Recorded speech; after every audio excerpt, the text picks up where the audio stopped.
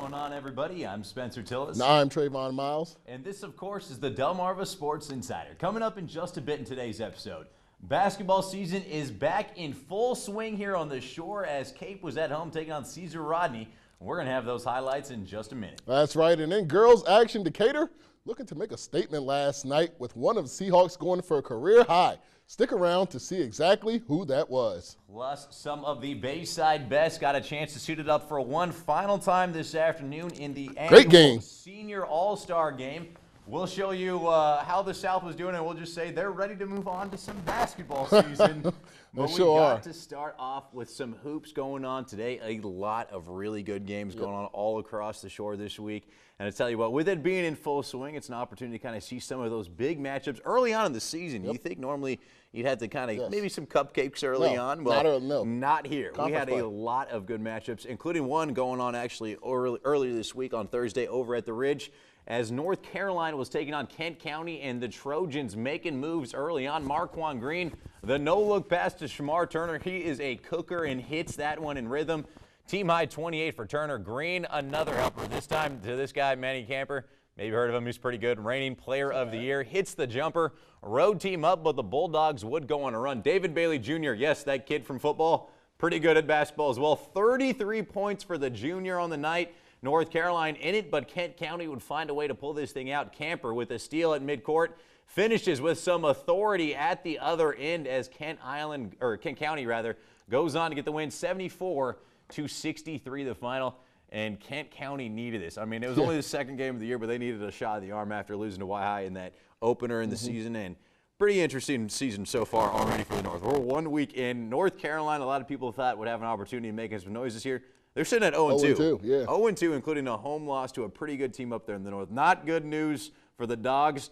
They're actually somewhat in better, standings right now than the rest of the North as a whole, because the North got exposed. And I know we say this every single year, but it is sad, man. Like, the disparity is not like what you would hope to see right now, because the North is just not on par with the South early on.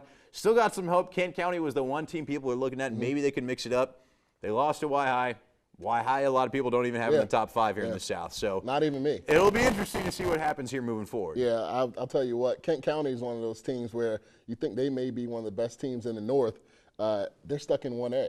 They are. The South is loaded with 1A. So even the best in the North had to compete with a bunch of teams in the South come playoff time. We're talking about playoffs already, man. Playoffs. All right, let's get back to some regular season action. We also had a pretty big one in Delaware as CR, as a team with some high hopes this season, took to the road to play against Cape, another team who we expect to be one of the better teams in conference play. That was a great game. Inbound pass here, going to go to Joe Williams. Williams, the big man, going straight to the rim. Huge slam for the Riders. Randy Ricketts, though, the big man in the middle for Cape, he had a big game himself. The 6'5 junior stepping up to knock down the three. He finished with 28, and after being down a lot, here he is going inside for one more big shot inside. Like I said, he had 24 points on the game.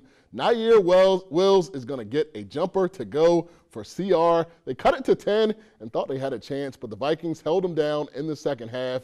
That defense would be stellar. And I'll tell you what, Cape goes on to move and win the job. They take it 62-46. And I'll tell you what, this is something that never gets old to me when it comes to Cape Henlopen. CR cuts it to 10, heading into the fourth, and the Vikings buckle down with some defense, allow just 6 points in the final quarter. 8 minutes, 6 points. That is the most Steve Ray thing you could say about a basketball game right there. And Cape's a team I like to be one of the top 3 or 4 in the Henlopen Conference. I'll tell you what, we'll learn a lot on Tuesday when they travel to take on a good Milford team in the South. Yeah, that'll be an opportunity to kind of see what they got. But, I mean, you got Robertson, obviously last year, honorable mention All-State. You got Rickards, who's looking like he'll have an opportunity. Got to be right there as well. So between those two and a couple other pieces, they got some nice freshmen over this year.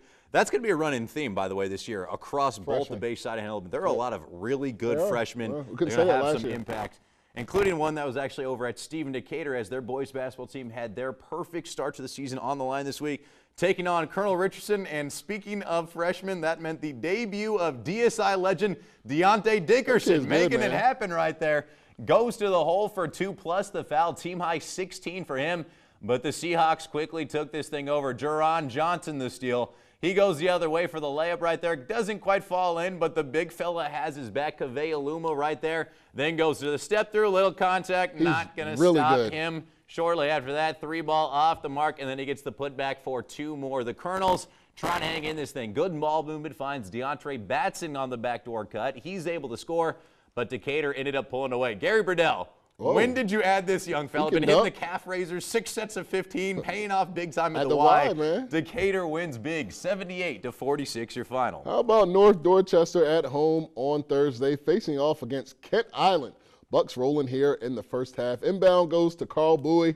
He's going to drill a long 3-pointer right there. Then Tariq Johnson, one of my favorite players in the Bayside, coming up with the steal. 2-handed slam. Hang on the rim, young fella. Who cares about a technical foul? So made the highlight. Kent Island up 30 at the break. Eagles go on a run. DeMarcus Pope with a great look inside to Gary Pledger for an easy lay-in. But this was all about the Bucks in the second half. Johnson with a reverse layup there. And then he's going to reverse drop and hit a short jumper. 2 more of his game-high 28 with that lay-in right there as Kent Island goes on to take it 77-42. As for Delmar, they were in action last night against Indian River. IR dominating the open frame. Jameer Felton comes up with the steal, goes the other way for the uncontested lay-in. They were actually up double digits after 1.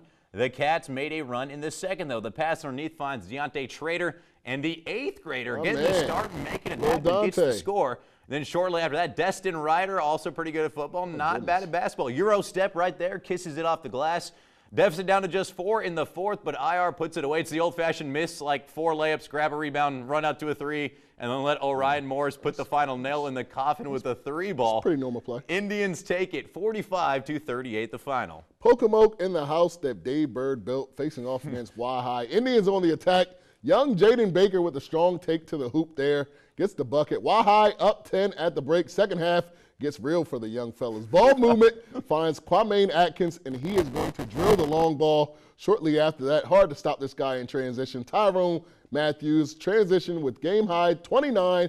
Atkins puts it away with an and one right here. Pocomoke goes on to rock Wahi by a final of 86-81. Up 10 at the break, but life comes at you fast. Yep. And Queen Anne's was at home this week, taking on Easton. Home crowd ready to go.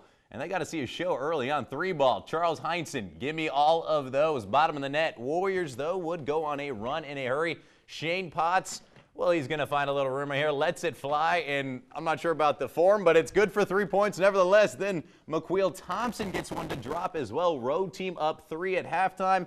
Second half, rain in threes in Centerville. Heinsohn again stepping up big this year after they needed somebody to. And then Easton, though, they'd end up pulling away. Chris Guy breaks his man down, gets to the cup right there, little up and under finish. The Warriors get the road win 67-53 your final. Sussex Tech taking on Central, battle with Georgetown. Sean Handy in the corner right there. And, of course, he's knocking that down for the crowd.